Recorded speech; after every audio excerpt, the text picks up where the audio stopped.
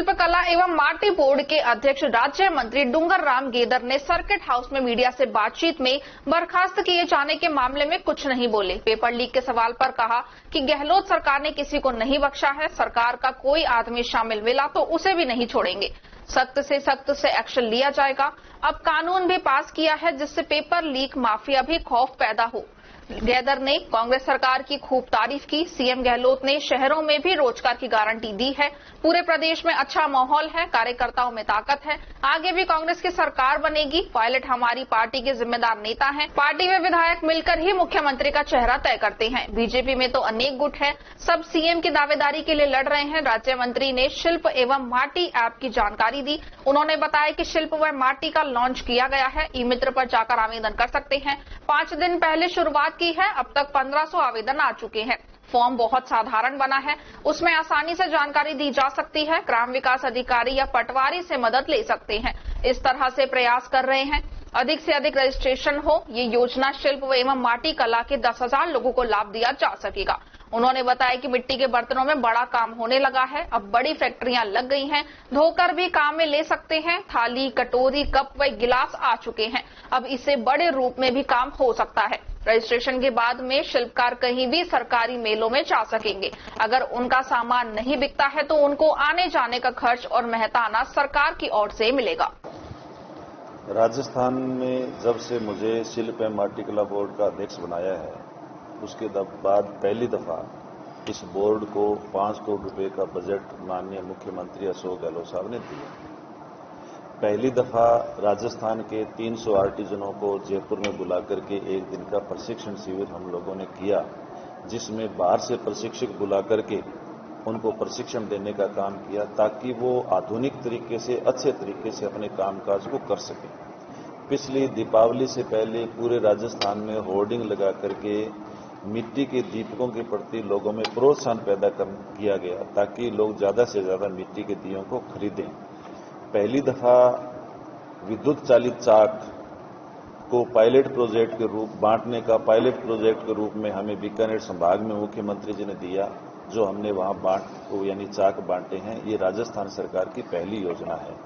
पहली दफा 10,000 मिट्टी से जुड़े हुए जो आर्टिजन हैं उनको एक औजारों की किट, 5-5 हजार के औजारों की किट है, वो राजस्थान प्रदेश के अंदर दी जाएगी। वो 10,000 लोग उससे लाभान्वित होंगे। राजस्थान में पहली दफा जो भी आर्टिजन बाहर जाकर के मेले में, एग्जीबिशन के अंदर अपना सामान बेचने जाते हैं, उन्हें 10,000 रुपए की प्रोत्साहन राशि दी जाएगी। तो इस तरह से ये योजना ऐसी हम कह सकते हैं कि मेरे अध्यक्ष बनने के बाद शिल्प एवं माटी कला बोर्ड के माध्यम से ये योजनाएं सारी की सारी आज बनी है, धरातल पे उतरी हैं और लागू हुई हैं, और इससे यहाँ के लोगों को लाभ मिलेगा। आप भी बसपा से कांग्रेस में, एक विधायक को मुख्यमंत्री ने बाहर कर दिया मंत्री के पद से, आप भी राजमंत्री का दर्जा प्राप्त है, क्या कहना चाहेंगे पूरे इस सिनेरियो के बारे में? देखो, जो भी पार्टी है वो अपने यानी उसमें अनुशासन होता है। यदि कोई आदमी पार्टी के अनुशासन को तोड़ता है तो वो कहीं भी कोई भी नहीं बख्शा जाता है, चाहे वो कोई भी हो। तो मेरा तो ये मानना है कि हम लोग पार्टी में जहां भी रहें वहां अनुशासन के साथ रहें, पार्टी की जो गाइडलाइन है उसके हिसाब से अपना काम करें और अनुशासन में रह करके पार्टी को मजबूत करने का काम हम लोग करें, न कि पार्टी को कमजोर करना। अभी जो जिला उद्योग केंद्र के माध्यम से कोई योजना है तो हाँ, उसका विशेष उल्लेख करें। बिल्कुल, जिला उद्योग केंद्र के माध्यम से राजस्थान के मुख्यमंत्री अशोक गहलोत साहब ने जो युवा उद्यमी हैं उनको प्रोत्साहन देने के लिए 5,000 से लेकर के 5 करोड़ तक का लोन की सुविधा है, जिसमें 15% सब्सिडी भी है, 3% ब्याज के माध्यम से। तो उद्योग केंद्र के माध्यम से उद्योग को बढ़ावा देने के लिए मुख्यमंत्री जी ने बहुत सारे काम किए हैं और उसका भी लाभ, कोई भी उसका लाभ है वो ले सकता है। तो मिट्टी से जुड़े हुए जो आर्टिजन है वो भी उस योजना का लाभ बड़े पैमाने पर ले सकते हैं। आप जिस समाज से आते हैं उसके उन लोगों को मुख्य धारा में नहीं लाया जा रहा, क्या आपका शिल्प और माटी कला ये जो डिपार्टमेंट? देखो, ऐसा कुछ भी नहीं है। जो प्रजापति समाज के लोग हैं, जो मिट्टी का काम करने वाले लोग हैं, वो मुख्य धारा में ही है। लेकिन ये क्या है, परंपरागत काम है उसके, और परंपरागत काम होने की वजह से आज वो लोग थोड़े से, उनकी आर्थिक स्थिति कमजोर ऐसे हो गई कि इसको उन्होंने बिल्कुल परंपरागत तरीके से वो लोग इस काम को कर रहे हैं। तो हमारा ये मानना है कि सारे के सारे काम को आधुनिक तरीके से करें।